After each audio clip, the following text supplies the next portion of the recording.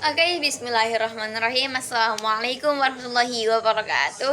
Hai semuanya, perkenalkan nama aku Ananda Soleha Maulidia. Biasa dipanggil dengan Ana dengan NIM C1046. Oke, pada video kali ini aku akan mengurai isi laporan praktikum aku pada pekan kedua dengan mata kuliah kualitas air aquaculture yang aku lakuin pada tanggal 25 Agustus 2025 dengan judul Teknik Pengamatan Laboratorium dan Pengambilan Air Sampel. Oke, yang pertama ada pendahuluan. Poin pertama ada air. Apa itu air? Air merupakan elemen yang sangat dibutuhkan bagi seluruh makhluk hidup. Tak hanya manusia, air juga dibutuhkan oleh organisme lain, baik untuk reproduksi, metabolisme, dan lain sebagainya. Kemudian ada kualitas air aquaculture. Kualitas air umumnya dibagi menjadi 3 parameter. Yang pertama ada parameter fisika, kimia, dan biologi. Dalam parameter fisika, kita bisa amati seperti kecerahan, suhu, warna, bau, dan rasa. Kecerahan yang biasa kita ukur menggunakan secchi yang kita celupkan ke dalam sebuah perairan yang akan kita ukur kecerahannya. Kemudian mengapa kualitas air ini sangat penting dalam budidaya? Karena kualitas air yang bagus akan menghasilkan produktivitas ikan atau hasil perikanan atau hasil akuatik yang lainnya secara optimal. Karena tidak ada unsur yang lebih dominan antara pH, kandungan organisme yang ada di dalam kolam, dan lain sebagainya. Begitu pun sebaliknya, kondisi air yang buruk atau kurang baik akan menghasilkan perkembangan ikan yang kurang maksimal. Mengapa? Karena ada beberapa unsur yang lebih dominan seperti kondisi perairan yang gelap, sehingga banyak fitoplankton yang tumbuh dan menghambat ikan untuk berkembang. Ini saya ambil dari jurnal Pramilionita, Yulistiani, Ariza, dan Wardoyo 2018, dan beberapa juga saya ambil dari jurnal Sklabra dan Setiawati 2019. Kemudian tujuan. Apa sih tujuan dilakukannya praktikum ini? Oke, yang pasti praktikum ini bertujuan agar seluruh mahasiswa, khususnya mahasiswa budidaya perairan, mampu mengambil sampel atau air contoh dengan baik dan benar yang sesuai dengan parameter-parameter kualitas air yang telah saya sebutkan sebelumnya, baik itu parameter fisika, kimia, dan biologi. Dalam parameter fisika kita bisa nilai seperti ukuran pH, salinitas, disulfat oksigen atau biasa kita singkat dengan DO, kemudian juga ada BOD, COD, amonia, dan lain sebagainya. Kemudian dalam parameter biologi bisa kita amati seperti kandungan mikroorganisme atau organisme apa saja yang ada di dalam kolam atau perairan tersebut, dan berapa total organisme yang ada di dalamnya. Kemudian metode apa sih yang digunakan dalam praktikum ini? Adapun metode yang kami gunakan dalam praktikum ini adalah metode turun secara langsung ke lapangan, yang dimana lebih tepatnya ada di kolam budidaya perikanan, Departemen Budidaya Perairan, Fakultas Perikanan dan Ilmu Kelautan IPB University. Teknik yang kita gunakan dalam praktikum ini adalah teknik grab atau teknik sesaat, yang dimana kita mengambil data hanya saat itu saja, tidak ada waktu yang terjadwal atau dilakukan secara terus-menerus. Oke, kemudian dalam pengamatan atau praktikum yang kita lakukan, kita melakukan dua pengamatan, yaitu in situ dan ex situ. Apa itu in situ? In situ itu data atau pengamatan yang kita lakukan secara langsung di lapangan tersebut, dan ex situ itu kita kesana cuma mengambil sampel dan kita mengamatinya di lain tempat. Dalam pengambilan data in situ, kami mengambil data pH, di mana pH ini kami ukur dengan pH meter. Bagaimana tekniknya? Bagaimana pemakaian pH meter tersebut? Kita cukup mencelupkan pH meter ke permukaan kolam atau perairannya, akan kita cek pH-nya, kemudian kita tunggu beberapa menit dan tunggu sampai monitor tersebut stabil.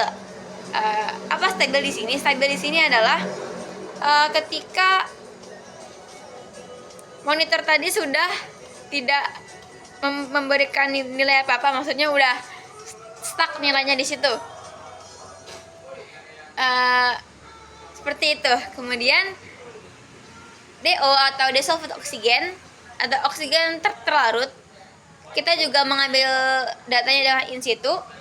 Kita menggunakan bantuan deometer yang pemakaiannya kurang lebih sama dengan pH meter yang cukup kita celupkan ke dalam permukaan kolam atau perairannya, akan kita ketahui deometernya berapa. Kemudian di kolom setelahnya kita mengambil substrat dasar kolam, yang dimana kita ini menggunakan sewage sampler. Apa itu sewage sampler? Sewage sampler itu merupakan alat bantu untuk mengambil mikroorganisme air dan sejenisnya yang berasal dari dasar kolam. Untuk apa? Agar kita bisa mengamati apa saja sih organisme dan apa aja ya yang ada di dasar kolam itu. Bagaimana sih bentuk sewage sampler itu? Sewage sampler berbentuk seperti botol kaca yang di lehernya itu terdapat seperti kunci besi dan dia memiliki tali rantai yang panjang. Bagaimana penggunaannya? Kita cukup kita lilitkan tali sewage sampler itu di tangan kanan dan kiri kita, dimana yang kanan untuk menahan sewage sampler itu agar dia bisa turun ke bawah dan tetap bisa naik ke atas, dan tangan kirinya untuk membuka atau menutup tutup botol sewage sampler itu. Bagaimana penggunaannya? Kita cukup celupkan ke dalam perairannya, kita mau ambil substratnya. Kemudian ketika sudah sampai dasar perairan, kita angkat sedikit lalu kita buka tutupnya.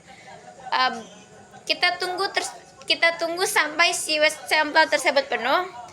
Bagaimana indikasi penuhnya? Indikasi penuhnya adalah ketika sudah tidak ada gelembung air lagi yang muncul dari dasar perairan. Setelah sudah penuh, kita angkat dan lalu kita pindahkan ke botol sampel yang akan kita amati di kemudian hari. Setelah itu di kolam selanjutnya kita mengamati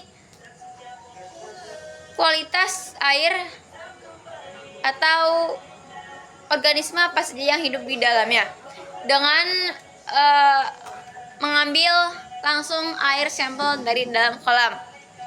Yang perlu diwaspadai dari pengambilan air sampel ini adalah jangan sampai ada bubbling saat pengambilan data. Apa itu bubbling? Ketika ada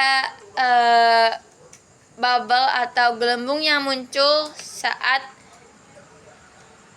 praktikan sedang mengambil sampel air kolam, karena mungkin itu dapat mempengaruhi kadar oksigen atau lain sejenisnya yang mungkin akan mengganggu hasil murni dari kualitas air kolam tersebut.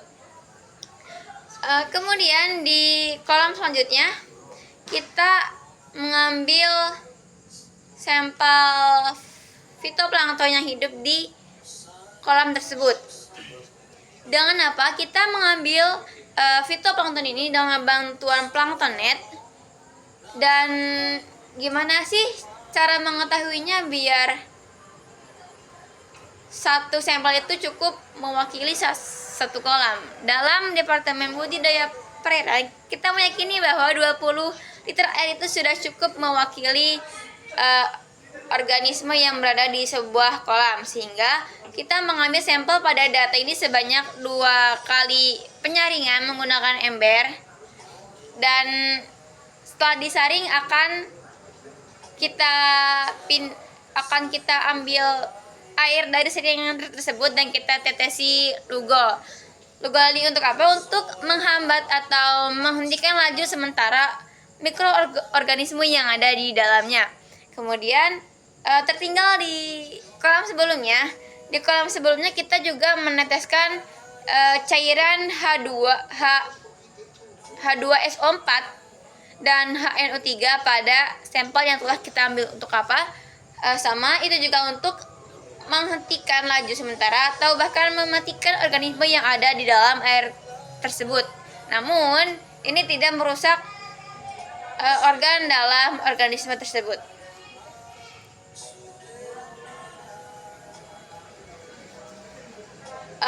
Kemudian ada hasil dan pembahasan.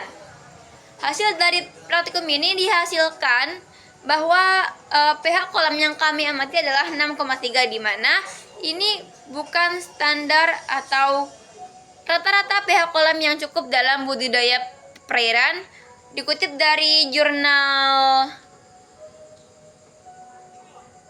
Wahyuningsi dan Gita Rama pada tahun 2020, dan juga Pram Leonita Yulistiani Arizal dan Wardoye pada tahun 2018, yang dimana standar SNI-nya adalah standar SNI pada 750/2009.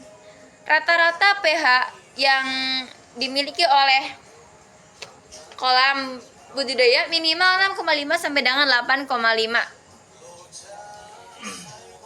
Yang dimana jika di bawah ini kemungkinan akan memberikan nilai ikan akan tidak berkembang secara maksimal. Kemudian ada DO yang telah kita ambil in situ pada praktikum kemarin adalah sebesar 10,9 mg per liter, yang dimana ini dinilai cukup untuk sebuah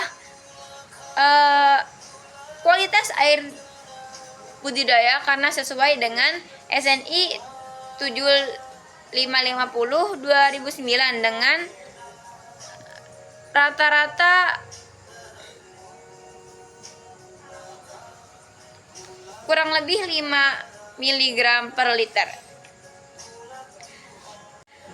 Kesimpulan dari praktikum kami adalah pH yang kita dapatkan ini di bawah rata-rata SNI 7550/2009, yang dimana dia memiliki rata-rata 6,5 sampai dengan 8,5.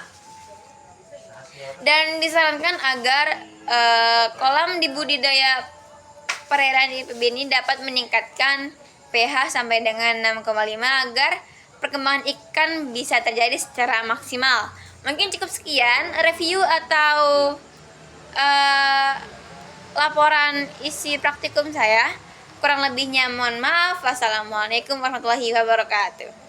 Terima kasih.